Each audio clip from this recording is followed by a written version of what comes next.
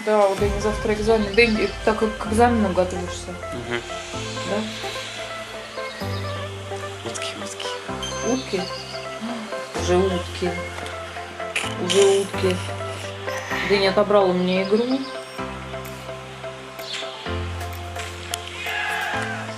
Ну все, следующий я, да? Нет. Не, Галь. Галь. Галь, я постоянно... Давай. Ты уже свое отыграл. Галь. Бубик уже. Дай поиграть.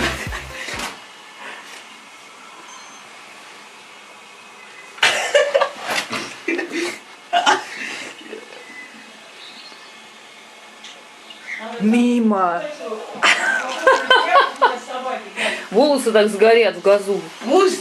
Что, мам? А, да, кстати, мама напоминает по поводу тряпки. Мы тут попробовали, как кто-то из подписчиков советовал положить тряпку на пол вместо вот этих вот тренинг-пэтов. Положили, когда? Вчера положили, да? Сегодня положили. С утра была последняя подстилка. Положили. Чуть не угорели от этого запаха. От запаха саня просто был уж, несмотря на то, что тряпку стирали постоянно, все равно вот этот вот запах, то ли пол пропитался, там очень сильный запах саня. Положили, никакого запаха нет. Да, вот сейчас положили эти подстилки, и запах уже куда-то это... Давайте как-то двигаться к прогрессу. Прогресса санной тряпки не надо предлагать. Так, Боби куда-то ушел. Малик моется. Мам, ты что хотела сказать? Маленький, да. Ты хотела что-то рассказать? Сейчас мама расскажет нам чего-то, поведает. Сейчас такого, А сейчас Малик помоется, я туда брошу этот ковер. Ага, ты что, мам, хотела сказать? Вот. У нас никогда не было такой собаки. Это, конечно, удивительная порода оказалась. Мы неожиданно как-то его взяли. Взяли мы, потому что мы, конечно, его пожалели. В таком месте, в холоде его оставляли. Он целыми сутками был в этом помещении. Он еще маленький был, тогда ему было 2 месяца. Он очень нежная собака, очень контактная, любит людей. И вот вчера как раз мы с Галей смотрели про эту породу. Порода удивительная. Она очень распространена вообще по всему миру. В частности, в Америке используется в основном эта порода для поводырей, для слепых людей. Значит, если сравнить с нашей страной, в нашей стране 3-5% слепых людей имеет возможность получить собаку-поводыря. В Америке и в Европе 50, да? 50-80% людей имеют возможность получить этих собак, слепых людей, и получить этих собак в качестве поводыря. Почему? Там специальные организованные центры, где работают волонтеры, молодые девчонки, ребята, которые щенков вот маленьких с 1,5-месячного возраста, они уже приучают их вот к этим шлейкам специальным, жестким для слепых людей. И мы вот за своей собакой наблюдаем. Собака очень контактная, очень послушная, очень внимательная. У нас были другие собаки. Я не знаю, Галя, по-моему, рассказывала в предыдущих видео, да? Да, рассказывала. У нас в свое время была немецкая овчарка одновременно и порода Ньюфаундленд. Вот. Эту породу, вот, кстати, они появились не так давно. Породу лабрадор и ретривер мы вообще не знали. И вот мы сами как бы почувствовали, что это какая-то необыкновенная собака. А вчера еще посмотрели.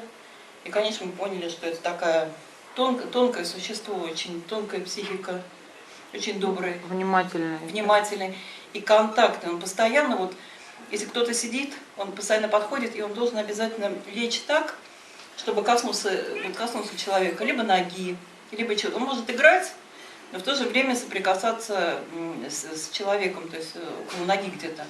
То есть, но если ты говоришь ему «иди на место», он идет на место спокойно, то есть у него нет никакой навязчивости, он очень понятливый. И мы, конечно, очень довольны. Мы довольны? Довольны. И еще я хотела сказать, что мы как-то вот вчера с Галей говорили, что, конечно, это самое, мусульмане не держат собак, Но в исламе есть такое понятие, это необходимость. Вот понимаете, как необходимость, когда человеку нужна, вот нам нужна собака сейчас. Я объясню почему. Значит, поскольку у нас нет мужчины дома, да, Дэнин еще как подросток, Малик еще маленькая, и нам для того, чтобы ходить вот на улицу и так далее где-то, собака это безопасность. Даже если она, может быть, не злая, но суть в том, что в Египте к собакам относятся, их побаиваются. А поскольку собака будет большая, конечно, мы будем ходить, и это будет наша безопасность. Вот. И еще момент, что как-то с появлением собаки мы как-то все систематизировались, то есть как-то мы вокруг нее проявляем заботу и сами как-то сплотились, скажем так. Может быть, кому-то это покажется странным, но вот это наша ситуация, это наше ощущение вот жизни, и мы считаем, что это правильно.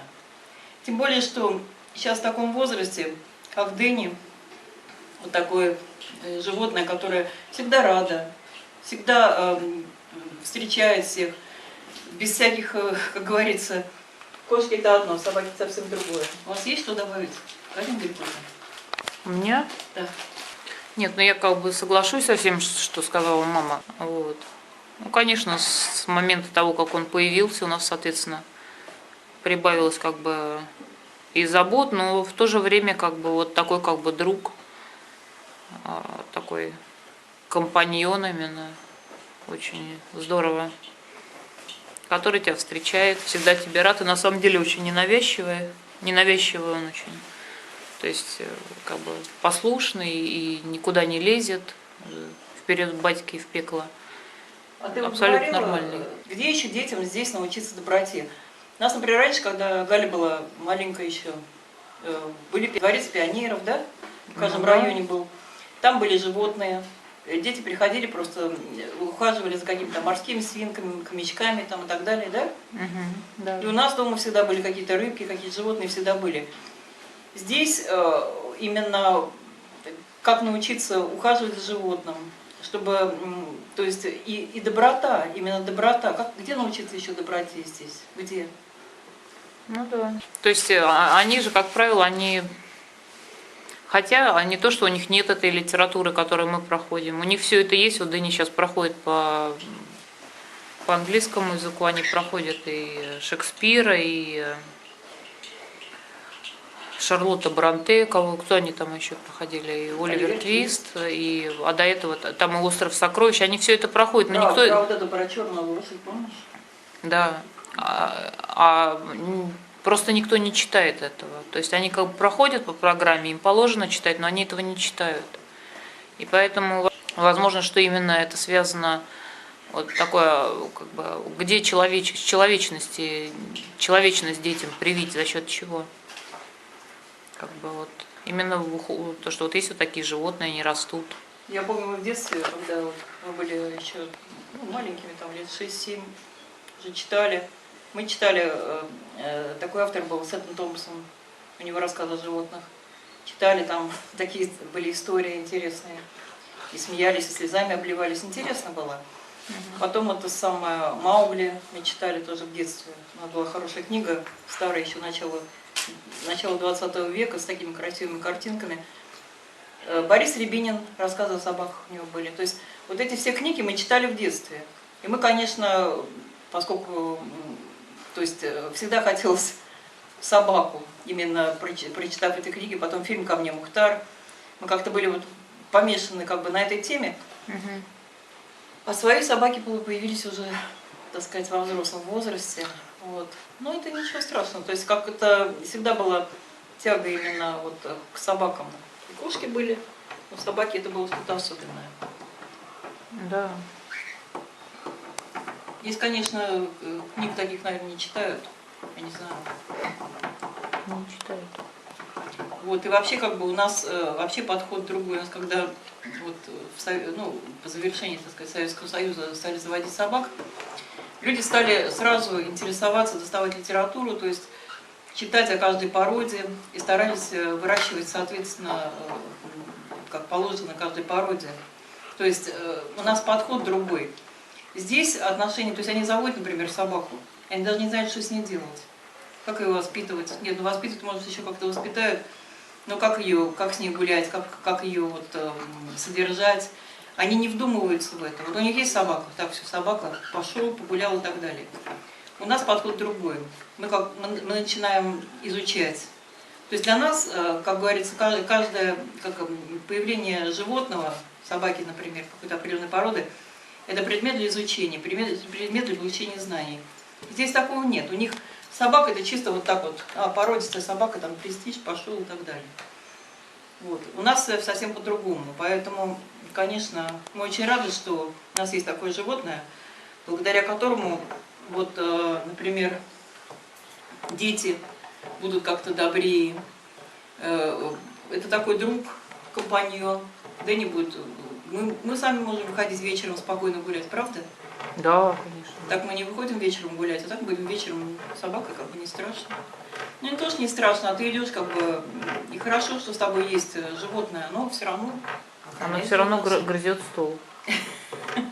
Так, ну вот такой вот у нас сегодня был разговор